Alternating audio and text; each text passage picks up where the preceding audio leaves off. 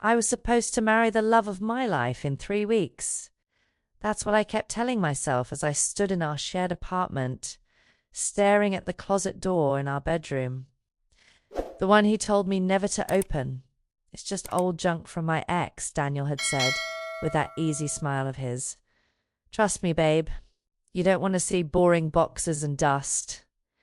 And I trusted him. God, I trusted him so completely it makes me sick now.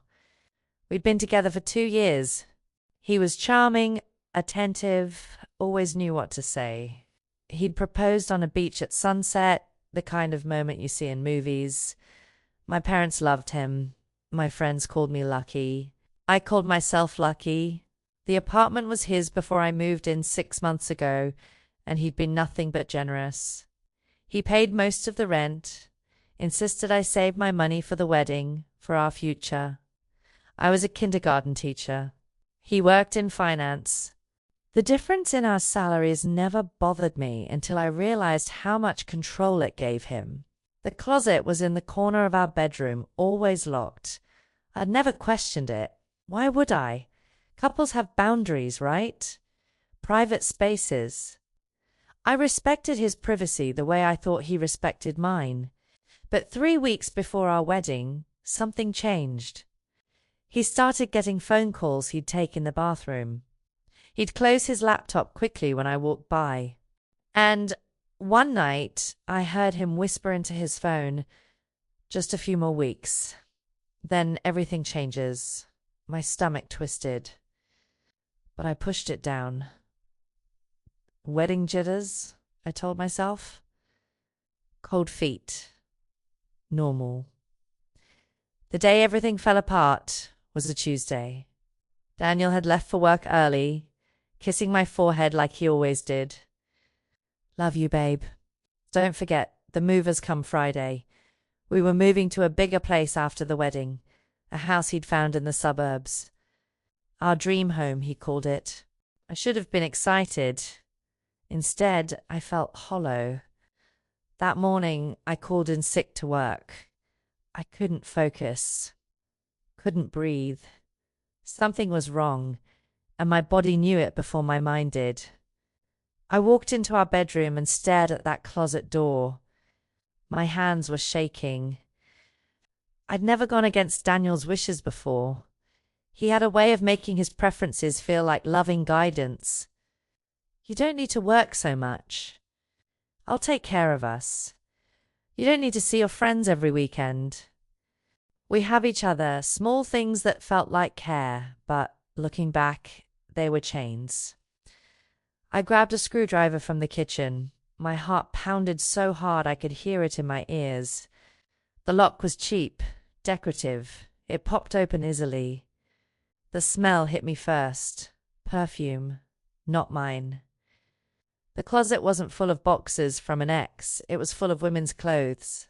Designer dresses, shoes, makeup, all organized by color, and photos. God, the photos. Dozens of them, printed and pinned to the inside of the door. Women. Different women. Smiling at the camera, clearly taken without their knowledge. Some were at restaurants, some at parks, some were sleeping. My vision blurred. I recognized one face. Sarah, my co-worker. She'd gone missing 4 months ago. The police said she'd probably run away from an abusive ex. No one ever found her. I couldn't move, couldn't scream. My body just shut down, frozen in front of that open door. There were at least 15 women in those photos. Some I recognized from the news. Missing persons, cold cases. And in the back of the closet, wrapped in plastic, were IDs. Driver's licenses with faces that matched the photos. Sarah's was on top. I stumbled backward, my legs giving out. I hit the floor hard, my phone clattering beside me. I needed to call someone. The police. My parents. Anyone, but my hands wouldn't work. That's when I heard the front door open. Daniel's voice called out, cheerful and warm. "Babe, You home? I forgot my charger. My blood turned to ice. I shoved the closet door closed, but it wouldn't latch. The broken lock hung useless. I heard his footsteps coming down the hall, that familiar rhythm I used to find comforting. Now it sounded like a death march. I grabbed my phone, my fingers finally cooperating enough to open the camera. I took photos, as many as I could. The dresses, the IDs, the pictures of those women. Evidence. I needed evidence. Daniel appeared in the doorway, and his smile died the second he saw me on the floor, phone in hand, closet door ajar. For one terrible moment, we just stared at each other. Then his face changed. The mask slipped. What I saw underneath wasn't the man I loved. It was something cold, empty, calculating. You weren't supposed to see that, he said quietly.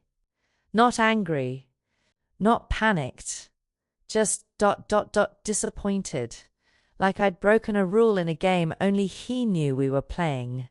And that's when I knew I wasn't his fiancé. I was his next victim. I did something that probably saved my life.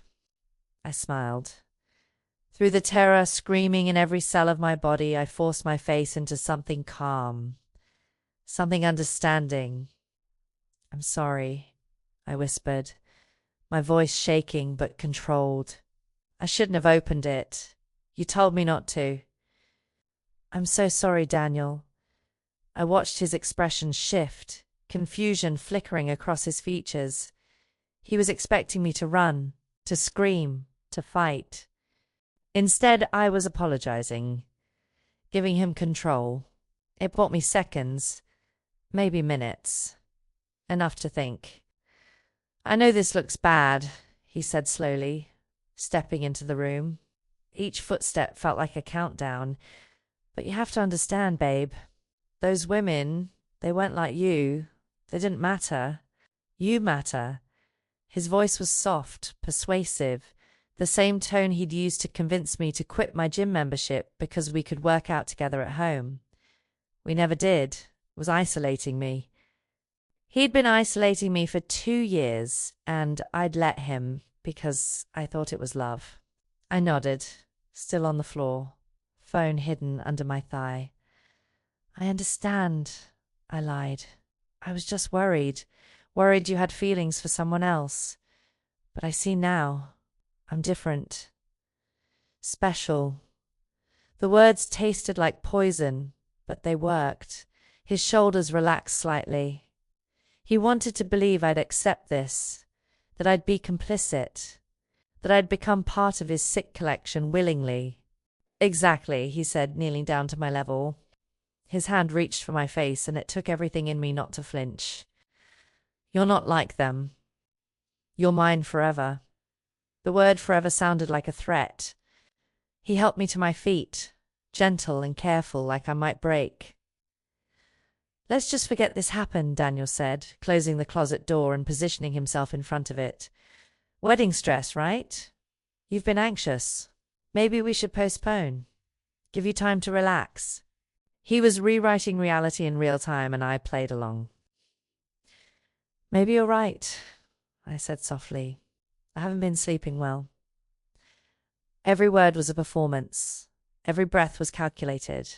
I needed to get out of that apartment alive.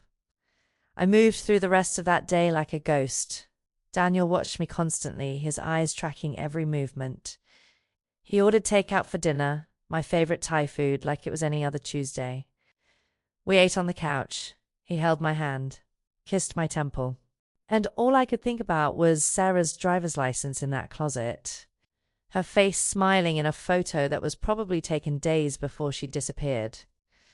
I was sitting next to a monster, and he thought I didn't know. Or worse, he thought I'd accepted it. That night, I lay in bed next to him, his arm draped over my waist like always. I waited. 2 hours. 3. Until his breathing deepened and evened out. Then, moving slower than I'd ever moved in my life, I slipped out from under his arm. My phone was in my hand, the photos already uploaded to a cloud account he didn't know about. I crept to the bathroom, locked the door, and finally let myself fall apart. Silent sobs racked my body as I sat on the cold tile floor, but I couldn't stay broken. Those women deserved justice, and I deserved to survive. The next morning, I called the police from work. Not from my phone, from the school's office line. I told them everything. Sent them the photos, gave them the address. The detective on the line went silent for a long moment after I finished. "Ma'am, stay in a public place. Do not go home. We're sending officers now." I hung up and sat in the teacher's lounge, surrounded by colorful alphabet posters and children's artwork, feeling like I'd stepped into another dimension. How had I not known? How had I been so blind? The police called me 2 hours later. They'd gone to the apartment with a warrant. Daniel had been at work when they arrived. They'd forced open the closet, found everything I'd described, and more.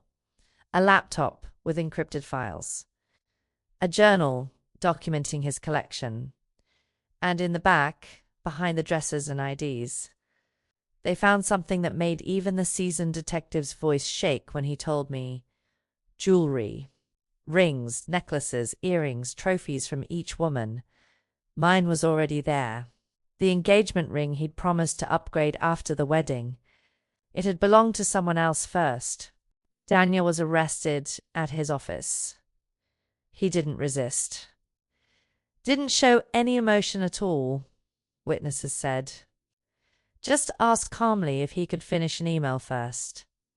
I was taken to the station to give a formal statement, and that's when I learned the full scope. 11 women over 8 years. Different cities, different methods, all carefully planned. He'd been moving every few years, changing jobs, starting over. I was supposed to be number 12. The wedding was his deadline. After that, I'd have disappeared too, and he'd have moved on to the next city, the next job, the next victim. The trial took 14 months. 14 months of therapy, of nightmares, of learning how to exist in a world where the man I'd loved had never really existed at all. He'd been a carefully constructed lie, a predator so patient and skilled that even his own co-workers were shocked.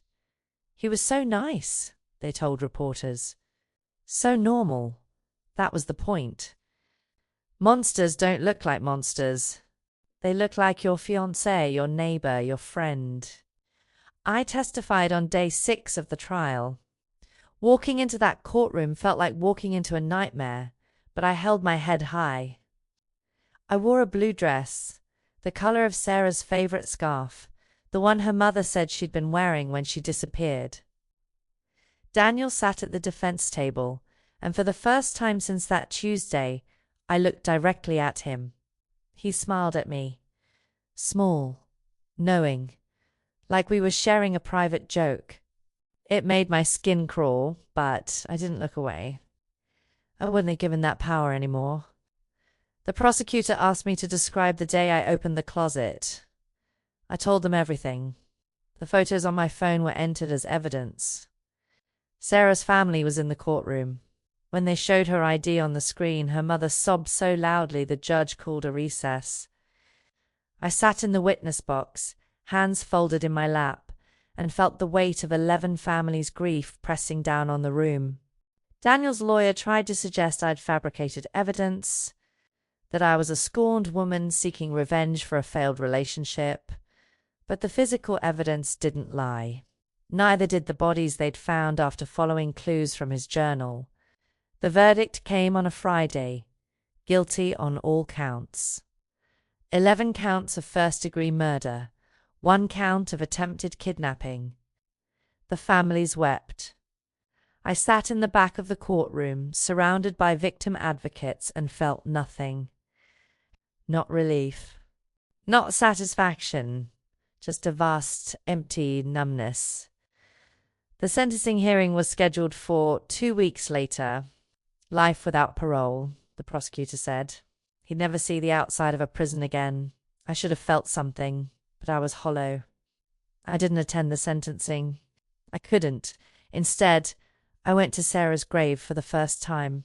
Her mother had invited me weeks earlier, but I hadn't been ready. That day, I was. The cemetery was quiet, peaceful in a way that felt almost obscene given what had happened. Sarah's headstone was simple. Her name, her date, and the words beloved daughter and friend.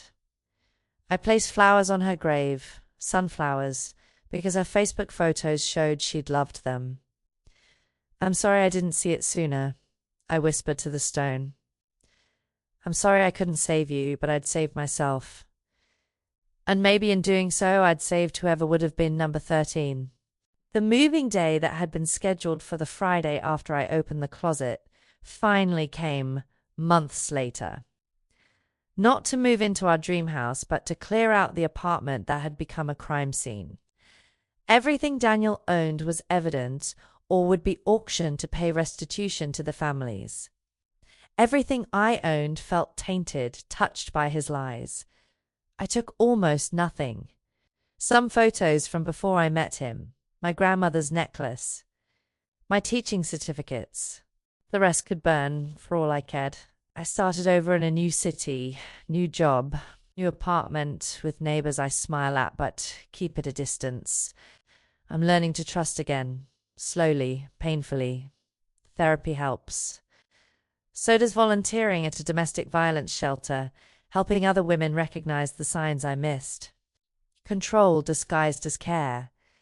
Isolation disguised as devotion. Love that feels like a cage closing around you so slowly you don't notice until it's locked. 6 months after the trial, I received a letter. It was from one of the other victims' sisters. She thanked me for my testimony, for my courage, for opening that closet door, even though it meant destroying my own life to do it. You gave us answers, she wrote.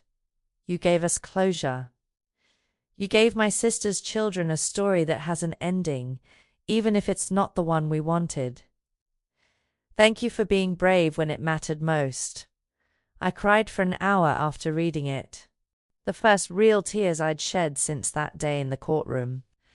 There's a part of me that will always be that woman on the floor, staring at photos of missing women and realizing I was supposed to join them.